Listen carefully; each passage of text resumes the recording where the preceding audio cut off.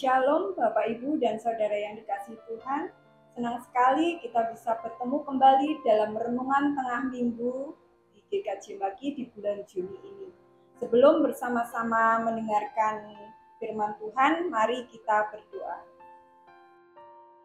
Tuhan Yesus yang baik, kami bersyukur Tuhan untuk kesempatan yang baik pada saat ini, di mana kami akan bersama-sama belajar tentang firman-Mu. Kami mohon berkat-Mu, kiranya Tuhan memberkati kami, memberikan kami hikmat sehingga kami dapat mengerti dengan baik akan firman-Mu. Di dalam nama Tuhan Yesus kami telah berdoa. Amin. Bapak, Ibu, dan Saudara yang dikasihi Tuhan, renungan kita pada saat ini diberi judul Di Atas Rata-Rata. Dan firman Tuhan yang menjadi dasar renungan kita saat ini diambilkan dari Daniel pasal 1 ayat 1 sampai ke 21. Dan nats yang akan saya baca yaitu diambilkan dari Daniel pasal 1 ayat 20. Daniel pasal 1 ayat 20. Dalam tiap-tiap hal yang memerlukan kebijaksanaan dan pengertian yang ditanyakan raja kepada mereka, didapatinya bahwa mereka 10 kali lebih cerdas daripada semua orang berilmu dan semua ahli jampi di seluruh kerajaannya. Demikian firman Tuhan. Yang berbahagia ialah setiap kita yang mendengarkan firman Tuhan dan melakukannya dalam kehidupan sehari-hari. Haleluya. Bapak, Ibu, dan Saudara yang dikasihi Tuhan, kitab Daniel pasal 1 ayat 1 sampai 21 ini dilatar belakangi oleh situasi dan kondisi politik yang waktu itu kerajaan Yehuda dipimpin oleh Raja Yoyakim. Waktu itu Yerusalem diserang dan dikepung oleh Raja Nebukadnezar, Raja Babel waktu itu. Nah, kemudian Tuhan menyerahkan Yoyakim kepada Raja Nebukadnezar, lalu Yerusalem di bawah kepemimpinan Raja Nebukadnezar ini. Lalu Nebukadnezar meminta untuk seluruh kekayaan kerajaan Yehuda dibawa ke Sinear.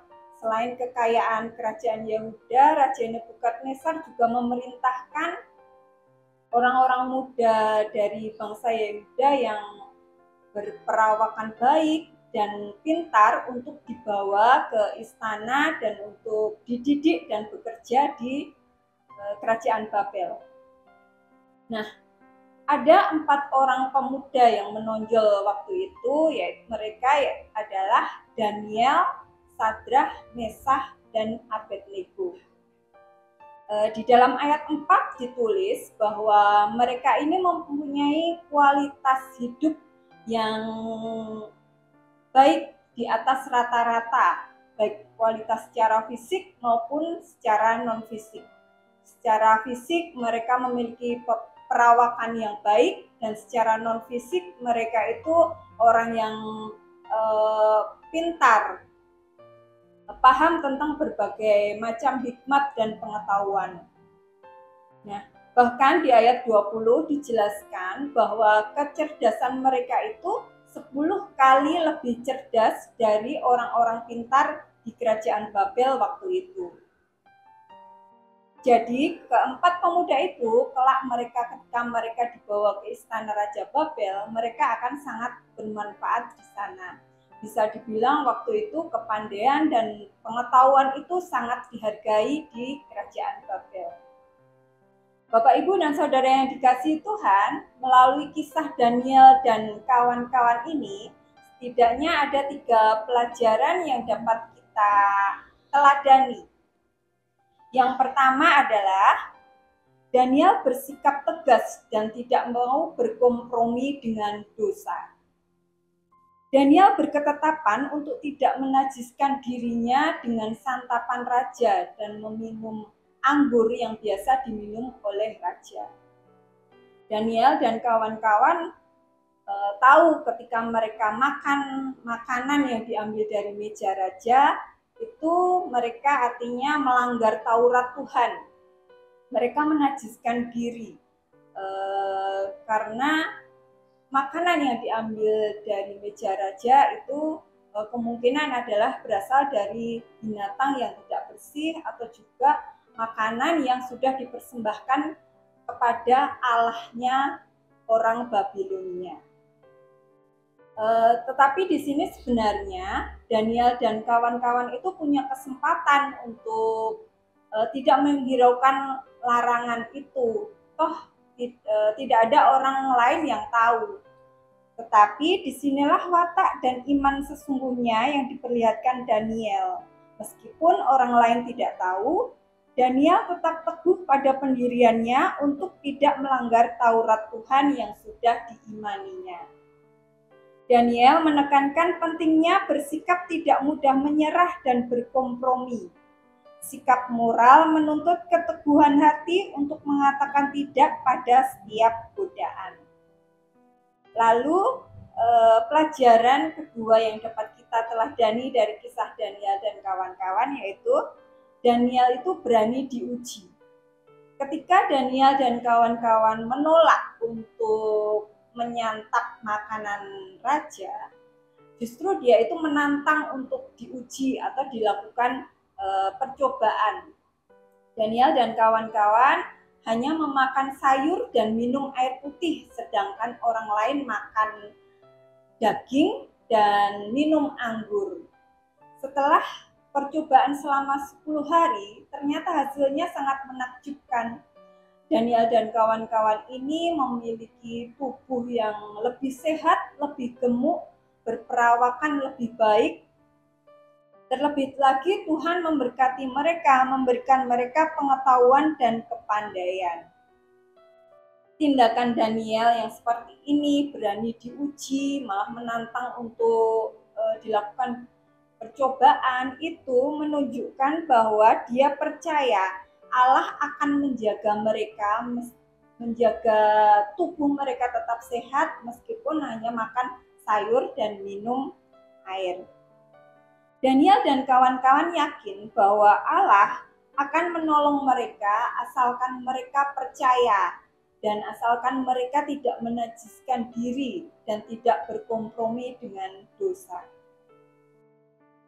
Bapak Ibu yang dikasihi Tuhan, pelajaran ketiga yang dapat kita ambil yaitu Daniel dan kawan-kawan ini setia kepada Tuhan. Kesetiaan Daniel dan kawan-kawan ditunjukkan dengan keteguhan dan integritasnya dalam berbagai situasi, bahkan ketika ada ancaman terhadap dirinya. Ia tetap setia berdoa dan mentaati firman Tuhan, serta tidak menajiskan dirinya dengan dosa. Kesetiaan Daniel menjadi contoh bagi orang percaya untuk tetap teguh dalam iman dan mentaati perintah Tuhan, terlepas dari tantangan yang akan dihadapi. Kesetiaan Daniel dan kawan-kawan ini akhirnya juga dibalas Tuhan dengan Tuhan memberikan kepada mereka kepandaian tentang berbagai macam tulisan dan hikmat. Bapak, Ibu, dan Saudara yang dikasihi Tuhan, kitab Daniel pasal 1 ayat 1 sampai 21 yang menceritakan kisah Daniel dan kawan-kawan ini sangat relevan dengan kehidupan kita saat ini.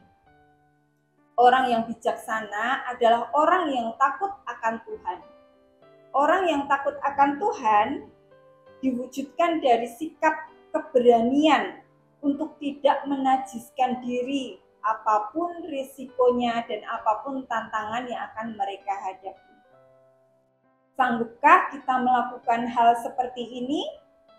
Memilih yang sepertinya tidak enak tetapi menyehatkan dan membangun seperti mentaati firman Tuhan.